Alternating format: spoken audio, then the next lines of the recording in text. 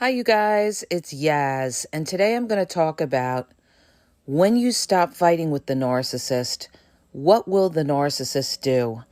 Well, you get into a relationship with a narcissist, and you are totally blindsided because you think you're dealing with a normal person, right?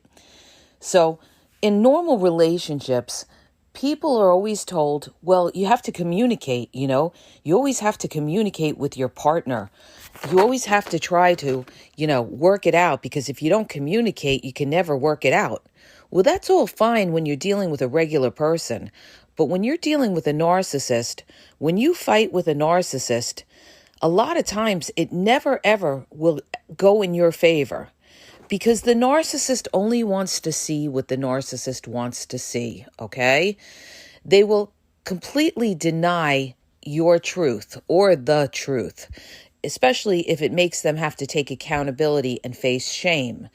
So when you get into a relationship with a narcissist and you get past the love bombing stage and the fantasy and all that, and then things start to happen, the narcissist starts to switch up. They may start devaluing you. They may start breaking your boundaries. They may start talking down to you. They may do things like staying out all night. They may ghost you. They may disappear on you. And you get to a point where you constantly going to the narcissist and you're bringing these things up to the narcissist. What will the narcissist do when you bring something up to them? You confront the narcissist. Well, the narcissist is going to do one of two things or both. They're going to rage out at you when you start to confront them with something. You're sitting there trying to express to the narcissist how you feel. First of all, the narcissist doesn't care how you feel. The narcissist cares about what they want to do. And they don't want to have to answer to anybody. That's why a lot of narcissists will say, nobody tells me what to do. Nobody tells me what to do. The minute you hear that, you really should check out of that relationship because you're not in a relationship. You're in a dictatorship. You're in a relationship with somebody who wants to come and do what they want and then come back to you and use you for whatever supply. So when you confront a narcissist about things, they're going to rage out at you, or they're going to they'll rage out and then run on you, or they're going to go into a silent treatment. That's what they'll do. They'll call you crazy and go into a silent treatment. So now you're in a point where you've tried all of this, right? You've tried to communicate with the narcissist many a times, and it never worked out well for you. They also spin the narrative, which means that they make you out to be the crazy one. They'll cause reactive abuse where you start yelling, screaming. Some of them will even take out their cameras and record you so that they could humiliate you to other people or humiliate you on social media. They will get other people to see these kind of things, and they will paint you out to be the nut, the maniac, the person who has bipolar, the person who is crazy. That's what the narcissist wants. They want you to look crazy to everybody else so that nobody believes you. This way, they don't have to worry about you going and exposing them because everybody's going to think that you're crazy because of how you reacted. But what happens is the narcissist doesn't show the whole picture. They don't show the picture of how they caused you to react.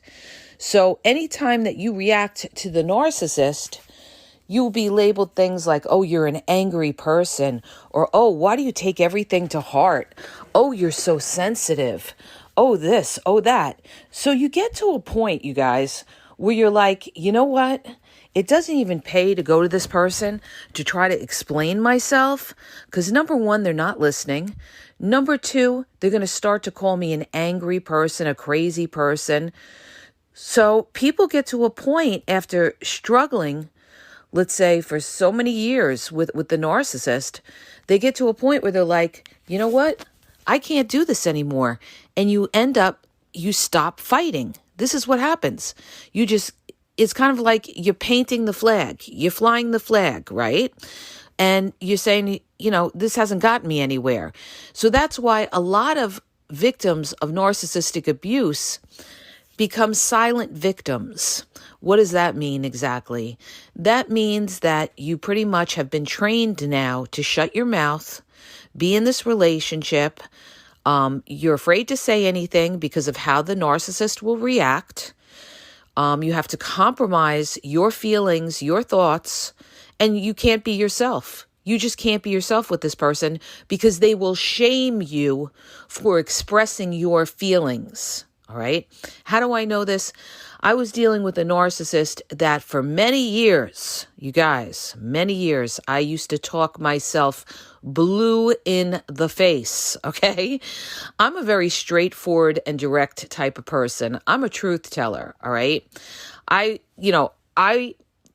believed that you go to people, you try to talk it out with them, you work it out with them, you try to come to some common resolution. That's all fine and dandy, right? When you're dealing with a normal person who hears you out and, who can meet you in the middle. But narcissists, they don't meet you in the middle. Instead, like I said, they rage, they run, they go into silent treatments. So now what happens is you become a quiet partner in the relationship because you don't want to deal with this bullshit, all right? You're tired of it. You're tired of all of this. The only problem is you don't even realize what's going on. You don't even realize what's going on because at that point, you don't even realize at that point that you're dealing with a narcissist.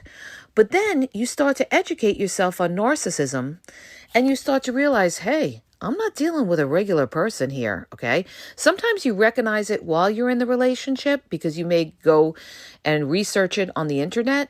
And sometimes you realize it after the relationship is over. Like I dealt with a covert narcissist I was married to for over 13 years. I didn't even realize at the time I was dealing with a covert narcissist till after. And I did all this research on covert narcissism. And I said, oh my gosh, this is exactly what I'm dealing with. Him, along with a lot of other people in my family, it all came together. It all made sense. How they acted, the passive aggressive, the silent treatments, the dismissiveness, all of this, it all made sense. So once you understand the narcissist, you know the beast that you're dealing with, and you realize that you can't deal with them in the normal sense of the word, all right? You can't deal with them rather by, confronting them, talking to them, trying to work things out because they just don't want to hear it. And they will torture you for it. They will yell, scream, they will torture you. You'll be exhausted, all right? People say, oh, why are you so exhausted with dealing with a narcissist? Because they're so resistant. That's why they're so resistant. That's a great word for them because they just never, they never agree. They never agree. They will never tell you you're right. They don't want to hear anything if they have to take accountability and face shame. So when you decide you're going to stop fighting with that narcissist, a lot of times what the narcissist thinks is that here's what they really think, all right? When you stop fighting with the narcissist, they panic. And I'll tell you why they panic. Because now they know you're starting to see through them. You're giving up and trying to work it out with them. So they're going to be suspicious and they're going to say to themselves, why are they silent? They must be talking to somebody. They're going to think maybe you're talking to somebody. Maybe you're cheating with somebody else. Now all of a sudden you're silent. You don't care about arguing with them. They may think that somebody in your family is telling you things. There'll be other outside parties. They're going to be worried about what other people are saying to you or that they're in your ear. So when you stop fighting with the narcissist, it's going to make them feel uneasy because when you stop fighting with somebody, you're pretty much showing them you don't care anymore. You've checked out of that relationship. And now the narcissist has no more control over you because you don't care anymore what the narcissist is saying or doing because you realize that fighting gets you nowhere, or you realize that you're dealing with a narcissistic person that's impossible.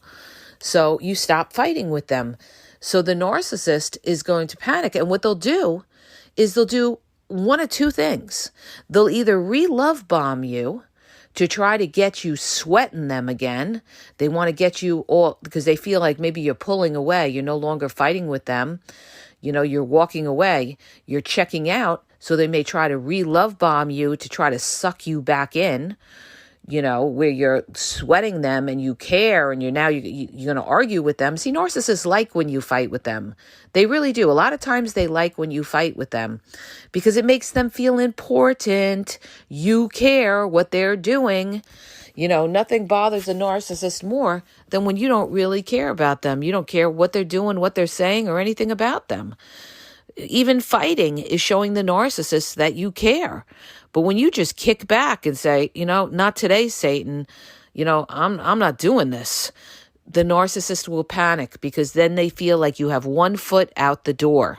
They feel you have one foot out the door. They're losing control of you. So what they're going to do is they're either going to re-love bomb you or they're going to provoke you and make you try to get that rage out of you. They also like to provoke you and get that rage out of you because narcissists are very sadistic. All right. They like to see you in pain from time to time because it makes them feel they love the control of it. And they're such miserable people. They're such demonic entities that, they thrive on other people's pain. So they will try to hurt you in different ways to get reactions out of you because they like to know that they can control you. And also, they're so miserable themselves, they love to bring people down to their level. It's like the devil. The devil wants to bring you down to their level. They want to bring you down. They want to ruin you. That's why you say, when we talk about things in life that people encounter, drugs, alcohol, different challenges that bring you down, that's the devil trying to bring you down and break you. So a narcissist kind of wants to break you too with all of this fighting and arguing. This will break you because it's going to take a toll on your system. It's going to cause higher levels of cortisol stress, cortisol, levels in your body that will cause other things to happen. Your immune system will break down. A lot of people get things like cancer, heart disease, thyroid issues, digestive issues, lose your hair, digestive issues, all different kinds of problems from fighting with the narcissist. Insomnia, sleep issues, weight issues, all of this is from the stress and fighting with that narcissist. So when you kick back and you stop fighting with that narcissist, you're trying to save yourself, okay? You realize you're not today, Satan. I'm not going to let you upset me, all right? And the narcissist doesn't like that because the narcissist wants to break you. Deep down, they want to break you. You are a target for all the pain that they have gone through in their life, all right? This is what people don't realize. I know this because I lived with it my whole life, all right? Where I grew up around a malignant narcissist who would target people as victims because of what he went through and the abuse that he went through. All right. So, somebody was always a target. Somebody was always a target in the house for when things went wrong. Okay. Or when he had a bad day at work or something like that. Somebody was always a target. And, when you stop fighting with these people, you take, the wind right out of their sails because now you're no longer their target. Now you're no longer going to be their punching bag. They can no longer, people can only hurt you if you allow them to hurt you. And the way that you allow them to hurt you is to be entwined with them. All right. Is that a word? Okay. Entwined with the narcissist, right? But when you step back from that and you distance yourself, you step out of the game, they can't hurt you. Okay, that's why we always say disengage. Disengage from that narcissist. When they do something to try to hurt you, you disengage. You don't entertain it. You walk away from them. Okay, you turn your back, you walk away from them, and you don't give them any, reaction whatsoever, because you're showing them that they're not important. They're insignificant.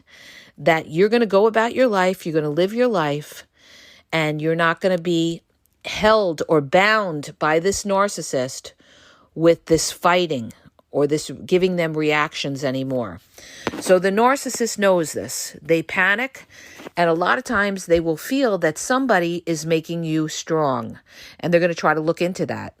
They may put trackers on your car. They may put tracking on your phone.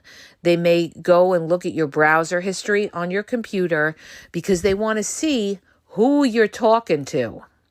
Because the narcissist, in their paranoid, distorted mind, they're going to think that somebody has been talking to you to make you strong, or that you have another supply, you have somebody on the side, because now you're not fighting with them anymore. So now they're going to look at you as you being the narcissist that is doing something that you shouldn't do. And this is when they'll come back at you and they'll call you a narcissist. Oh, you're a narcissist. You're a narcissist. They're going to say whatever they can under the sun to try to provoke you because they want that control again. Okay? So they will try to re-love bomb you to get you, all back into the relationship. And when they see that they can't do that, you're not reacting to that, they're going to provoke you and torture you and taunt you. And they may taunt you on social media to try to get a reaction for you to fight with them. Okay? Narcissists are the biggest joke going because they sit there and they say, oh, I'm not about the drama. This is what a lot of them say, like in the beginning when they start out dating you. Oh, I'm not about the drama. First of all, anybody who brings up drama or anything, they are the drama, okay? They're talking about themselves. They're projecting about who they are. If they say they're not about the drama, they're all about the drama.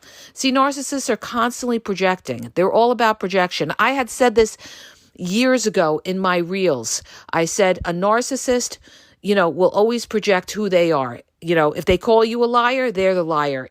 If they call you a cheater, they're the cheater. If they call you a narcissist, they're the narcissist most of the time. It depends, all right? Unless it's a narcissist trying to flip it. So, this is how they want reactions out of you, and they will, try to provoke you, and they will try to also put that shame on you with projection. So, you guys, once you realize that you're dealing with a narcissist, there is no resolution, okay? I did a podcast about this a couple of years ago where I talk about how to resolve conflict with a narcissist.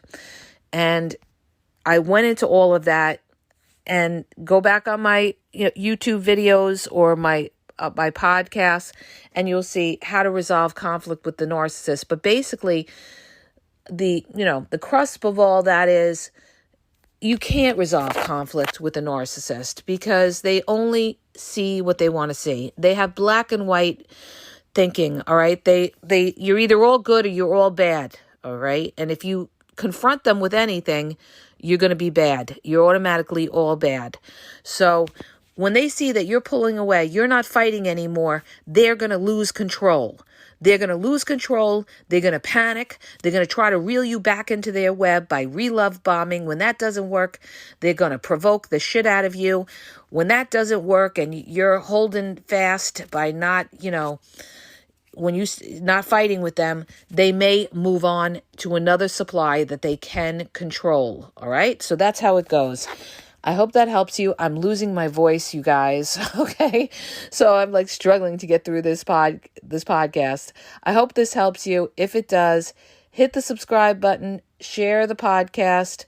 If you're looking for confidential one-on-one phone coaching, check out the link in the bio. I have limited time, you guys, because, everybody is taking up so much time, my time over here, plus this other project that I'm working on. Also, check out my YouTube. Everything is on YouTube at the Game Exposed podcast. I have over 7,000 videos. I have a lot of information on there. So if you're confused, you want more information, you want to educate yourself on narcissism, there's a lot on there.